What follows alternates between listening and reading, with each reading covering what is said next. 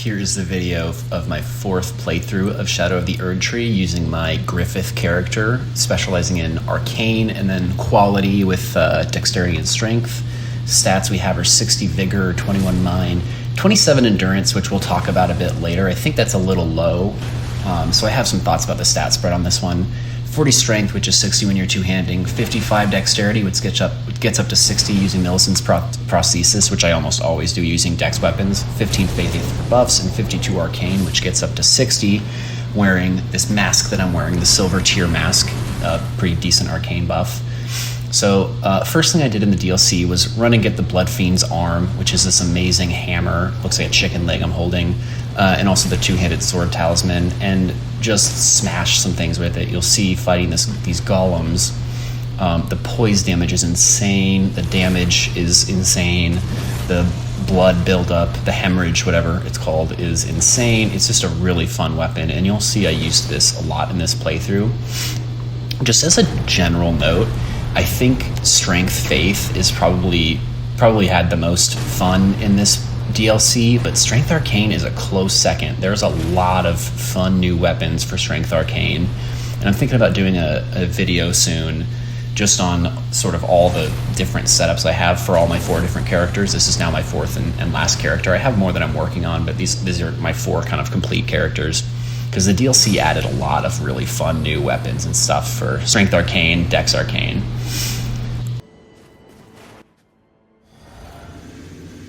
So here, I was just running through Bellarat and just went and fought the Divine Beast with what I was already wearing, which is a dual curve sword, jump build, claw talisman for the jump attack, Lord of Blood's Exaltation, Shard of Alexander.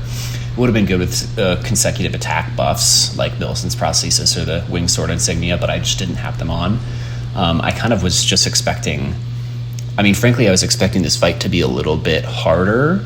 This was my first time fighting him, and I thought, okay, cool, this will be the time that I finally learn the Divine Beast. But then I got my first attack in, and it's just fucking shredding him. So I was like, okay, maybe now is not the time.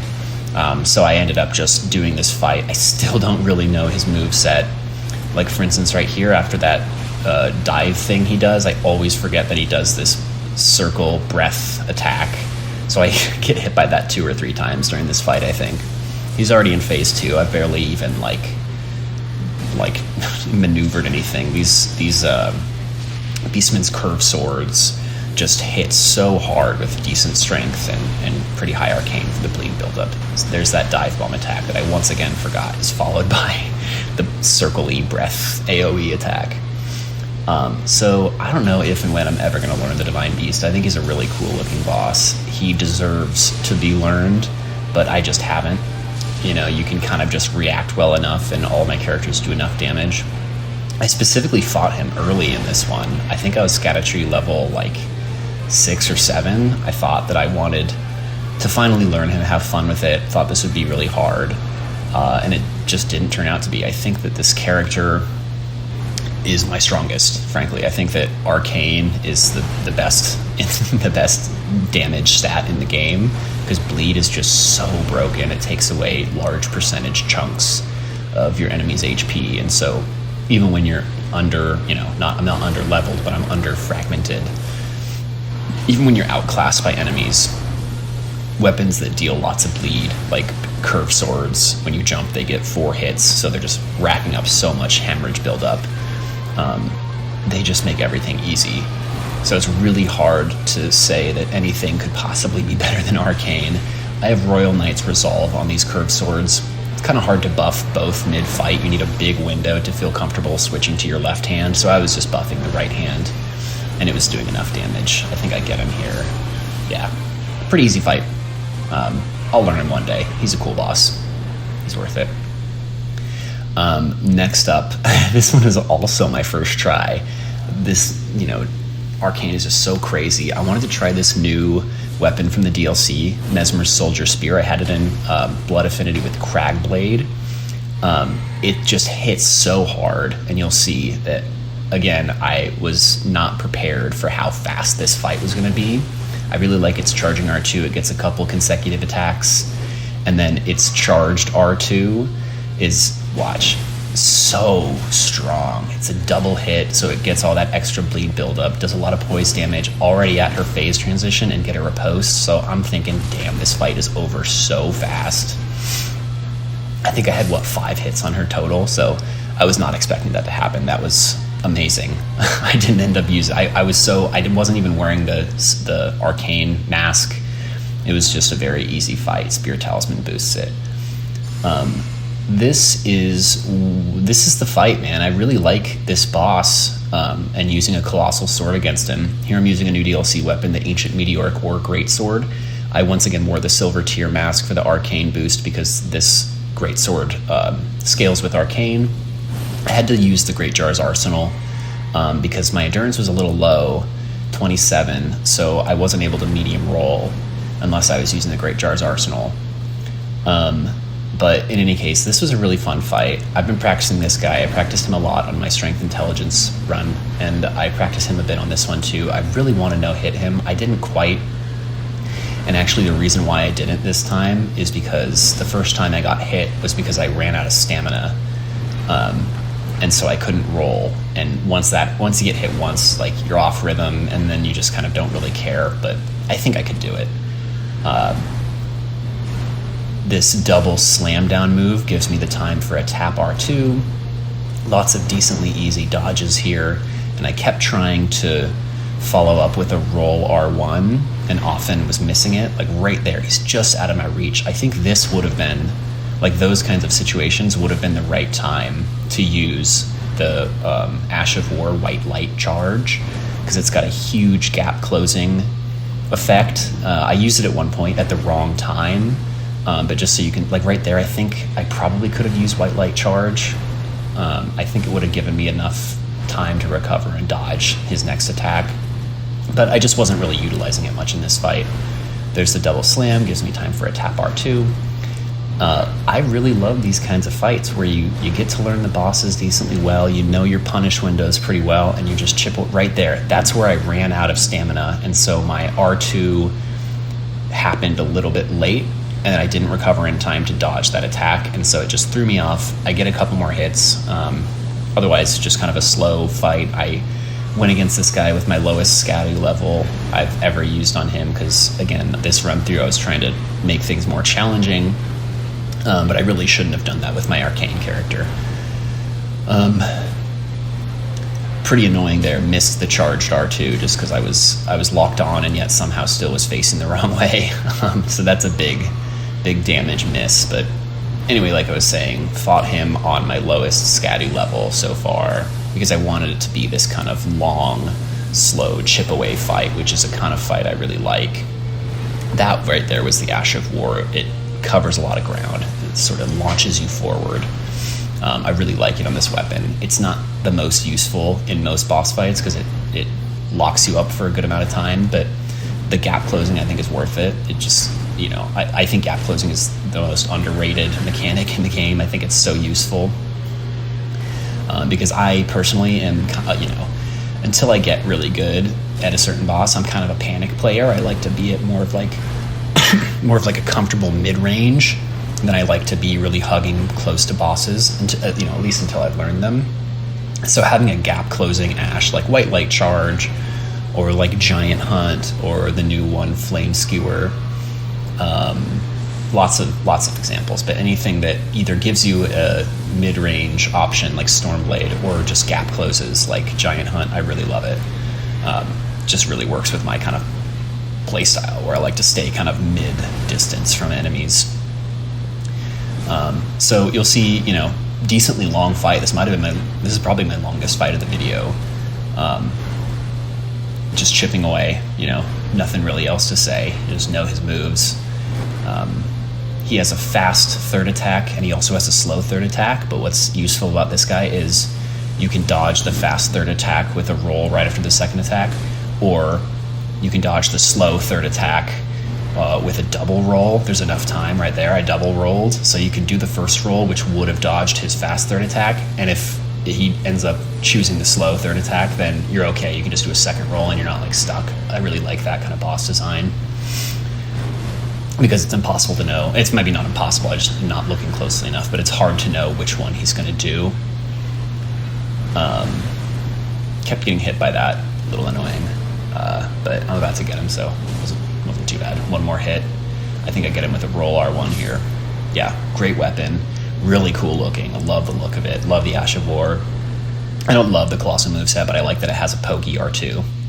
So, okay, one of the coolest new weapon classes in the DLC is the Great Katanas. Here I am exploring with Rakshasa's Great Katana. They're dex weapons like katanas, but they also scale pretty well off of strength. I really like their moveset, and I think this clip shows some of the benefits and some of the limitations of the Great Katana moveset.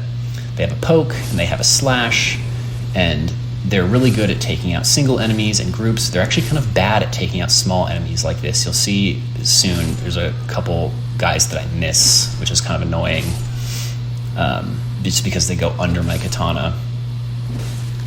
The slash attacks are good for the little guys, but the R2 is a poke.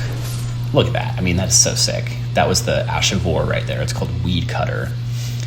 It's a little bit slow, but it's good on low poise enemies because you can just kind of, you'll see it in a minute, you can just kind of thwack them back and forth and they can't do anything to you.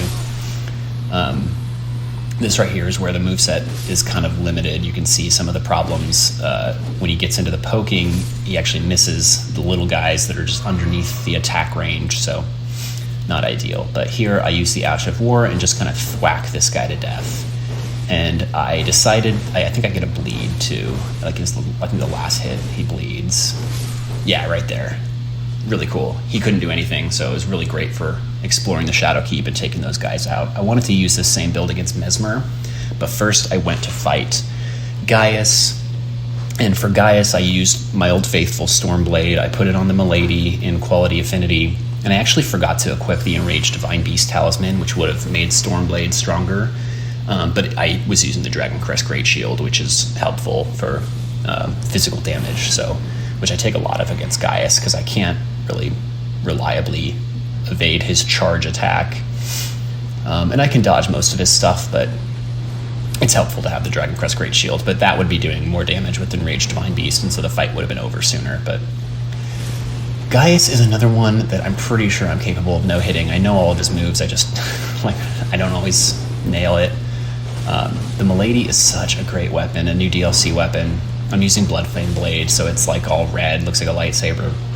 But I really love its tap R2 is a double hit, and right there, and I just love getting 2 hits. I love getting consecutive attack buffs easily like that. Love getting hit by Gaius's charge. I think Milady with Stormblade on it is like one of the most overpowered and easy. It's like an easy mode for me. It just really works in my playstyle. Stormblade is strong, getting a little bit of fire damage with Bloodflame Blade, which is now worn out, but that tap R2, it's like really quick. It's awesome to get 2 hits and a decent amount of poise damage on like small punish windows like that. Gaius, I think, is a good fight.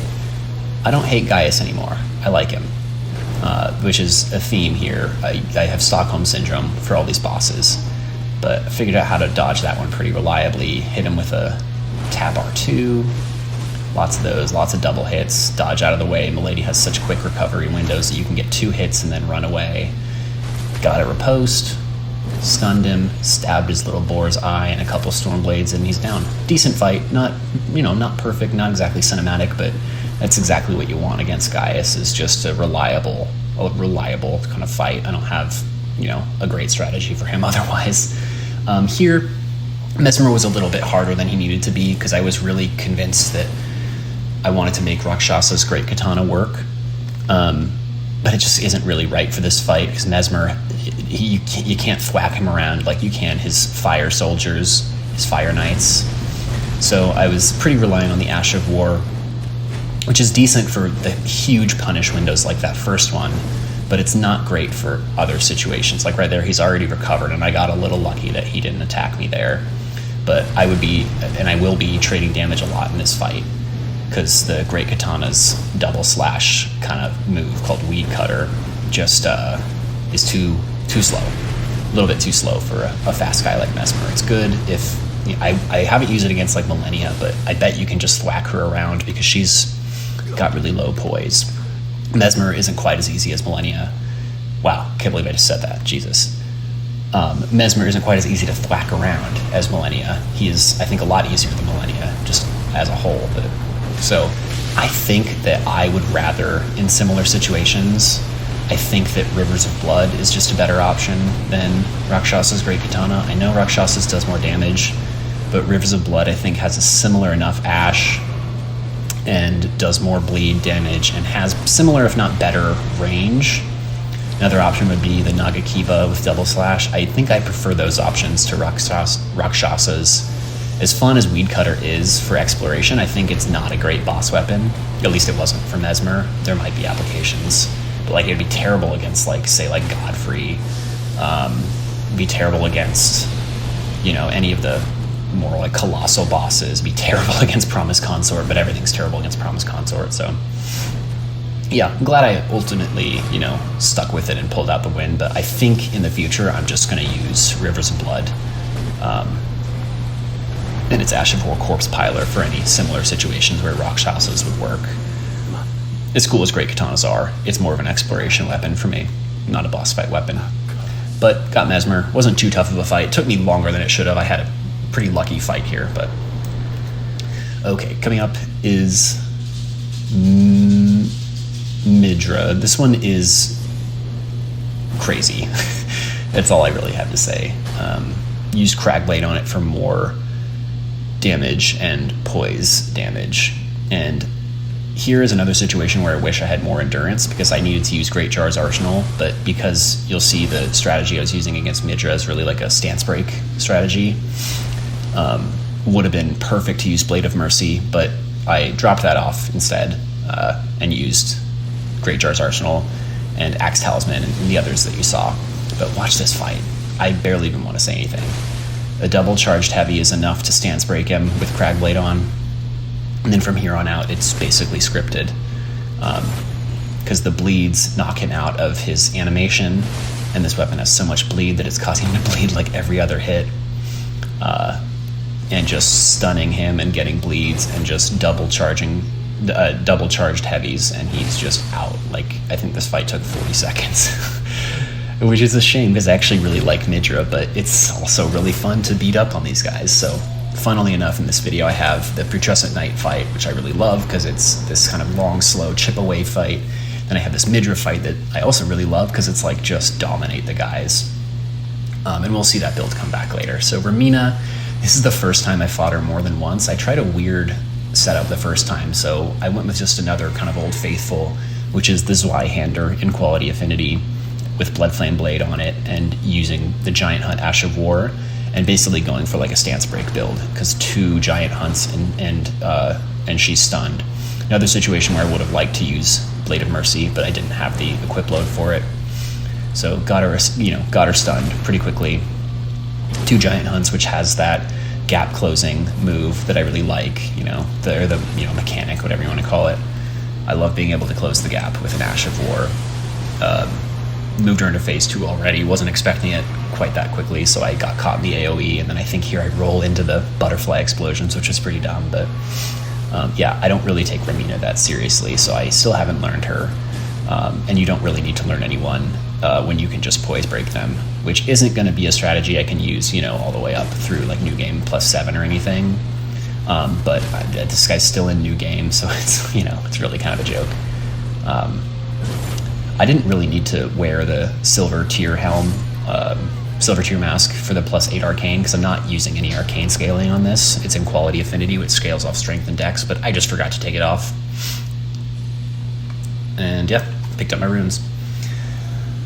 I lied in my last video when I said I wouldn't be fighting Bale every time, because there is a Great Katana that specifically does more damage against dragons, so I wanted to try it. Dragon Hunter's Great Katana, its Ash of War is really fun. You'll see if you charge it, it launches a projectile out that you'll see in a second. So I also equipped the Godfrey icon and the Carrion Filigree crest. So really, I was just using this as kind of an Ash of War test fight. I always forget that after those 2 attacks, he does ground fire spit, so I think he gets me 1 or 2 more times in this fight with that, the third part of his combo.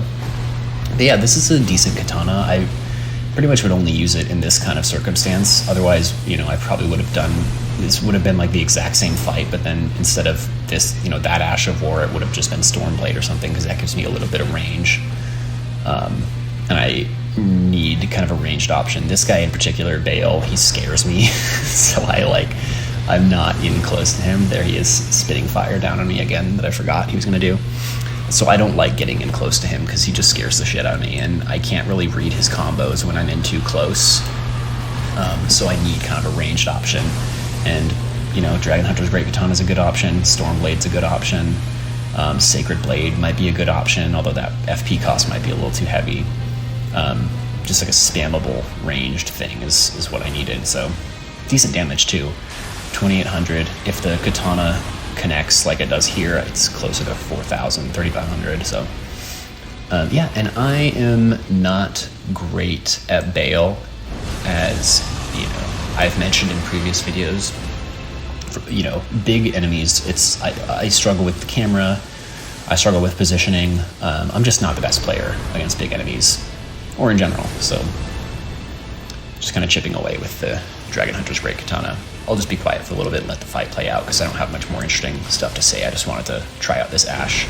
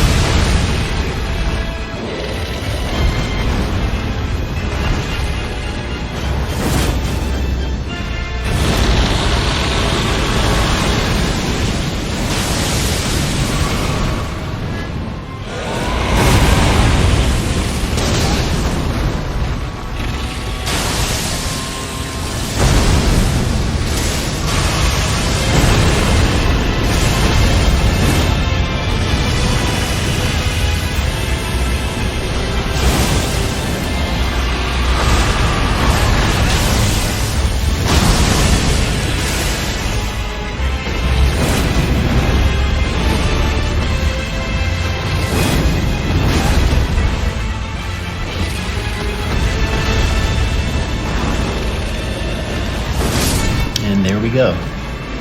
Got him down. Really just press L2 to win. Well, in this case, it's hold L2 to win, because I need that projectile. If you just tap L2, it's basically just a leaping slash like that, which is decently cool, but the range is really the big selling point for me. Okay, so against Leda, I just wanted to kind of bullshit them. I don't really care about this fight. I just need to get through it, so I just use Mohg's Spear.